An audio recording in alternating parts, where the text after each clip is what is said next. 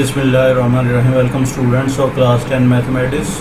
आज का स्टूडेंट हमारा टारगेट टॉपिक है एक्सरसाइज 2.3 के 5 और 6 क्वेश्चन। ये लॉन्ग क्वेश्चंस हैं और काफ़ी डिटेल में समझने वाले हैं। क्वेश्चन नंबर 5 है find m if the roots of the equation satisfies the relation 3 alpha plus 2 beta equal to 4। मतलब हमें एक रिलेशन दिया गया है, वो सेटिस्फाई करती है वो इक्वेशन के जो रूट्स रहती हैं, और उनकी मदद से इस इक्वेशन के अंदर जो m मिसिंग है वो फाइंड आउट करना है। ये देखें x² minus n x plus 3m minus 5, मतलब कि इस m की जगह पर जो भी कोई चीज़ है वो हमने फाइंड आउट करनी है by using this relation and conditions.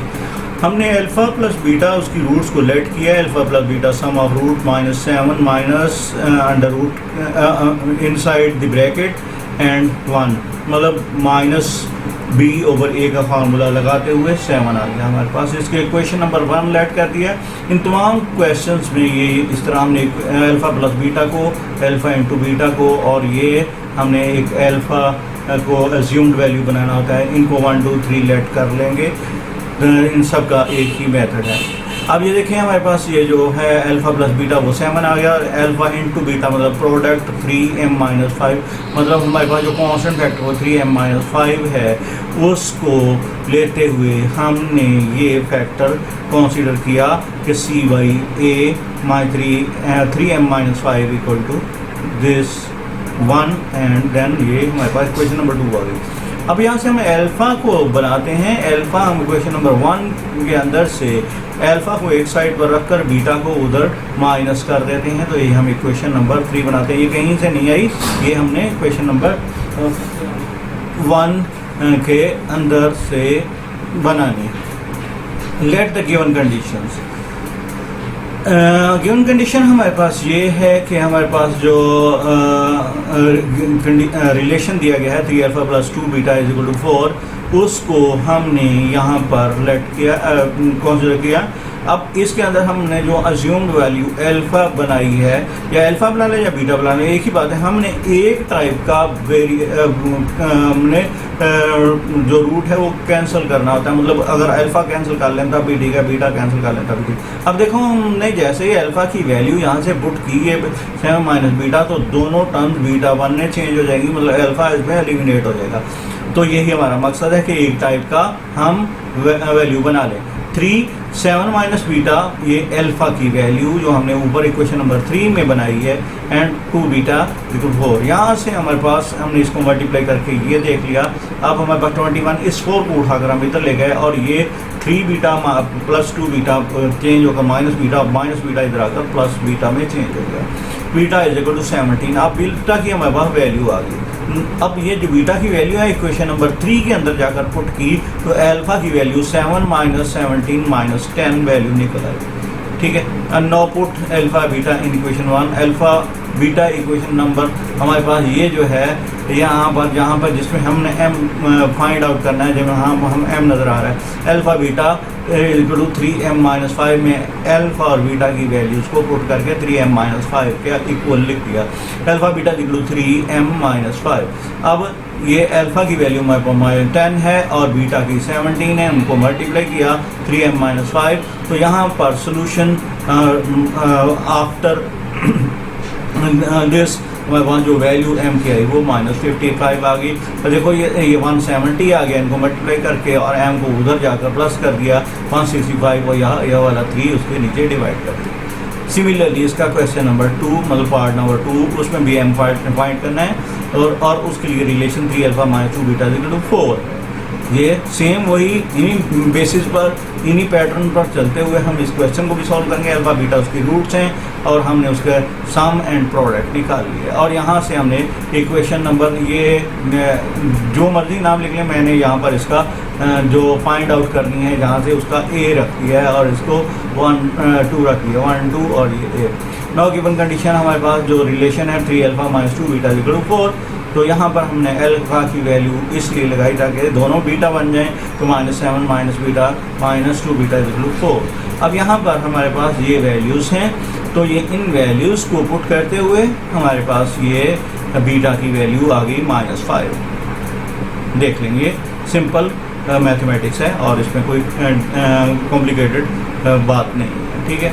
तो यहाँ से हमारे पास जो बीटा की वैल्यू है वो हमने अल्फ़ा में पुट की है। अल्फ़ा जो हमने ए वाला बनाया था वो एक वैल्यू यहाँ से हमने अल्फ़ा को ये निकाला है इक्वेशन नंबर 2 के अंदर, ये वाला, ठीक है। तो यहाँ पर अल्फ़ा में ये जो बीटा है इसकी जगह पर बीटा की वैल्यू को लगाया। तो जब हमने बीटा की वैल्यू को लगाया तो हमारे पास ये सोल्यूशन आ गया अल्फ़ा का, और ये आ गया हमारे पास अल्फ़ा -2। अब now putting values in A, alpha और बीटा दोनों निकल चुके हैं, तो अल्फ़ा और बीटा इक्वेशन नंबर ए के अंदर हमने पुट किया तो हमारे पास ये एम की value 5 after solution and simplification आ गई। तो स्टूडेंट अब हम चलते हैं नेक्स्ट, इसका थर्ड पार्ट। इसमें भी वही बात है, सिर्फ वैल्यूज़ का फ़र्क है, मेथड एक ही है कि एम को फाइंड करना है। ये रिलेशन हमारे पास गिवन है, ये हमारे पास इक्वेशन है 3x के minus 2x plus 7m plus 2। ये 7m प्लस 2 पूरा c है, मतलब कांस्टेंट है, ठीक है यहाँ पर, और x इंडिपेंडेंट है और x के भी अलग है। अब अल्फ़ा बीटा रूट्स को लेट करते हुए sum of roots and product of roots ये आ गया। यहाँ से हमने अल्फ़ा की वैल्यू को निकाल दिया। ये हमारे पास रिलेशन 2/3 माइनस बीटा, मतलब इस बीटा को उठाकर इस 2/3 के इधर ले। अब अल्फ़ा बीटा ये आ गया। गिवन कंडीशन क्या है, 7 alpha minus 3 beta is equal to 18। Relation या कंडीशन एक ही मतलब। अब यहाँ पर हम अल्फ़ा की वैल्यू लगाते हैं, ये अल्फ़ा की वैल्यू ब्रैकेट्स के अंदर और बीटा एज इट इज। अब इसको पहले हम ब्रैकेट के अंदर एलसीएम से सॉल्व किया तो ये हमारे पास ये आ गया।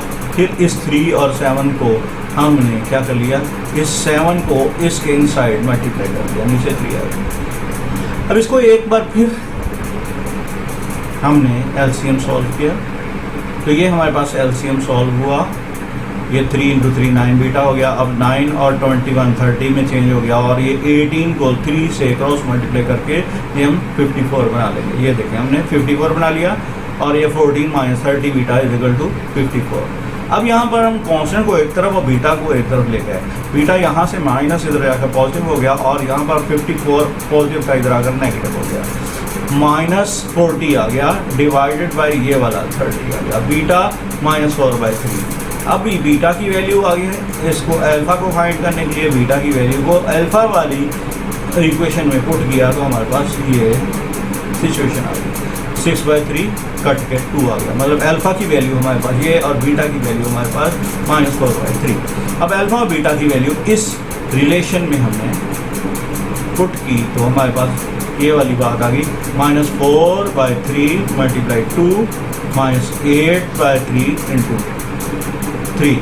अब ये 3 कहाँ से आया, ये 3 यहाँ से एक और से ये जो दूसरी साइड है उसको लाकर इधर क्रॉस मल्टीप्लाई कर दिया तो 7m + 2 वैसे का वैसे।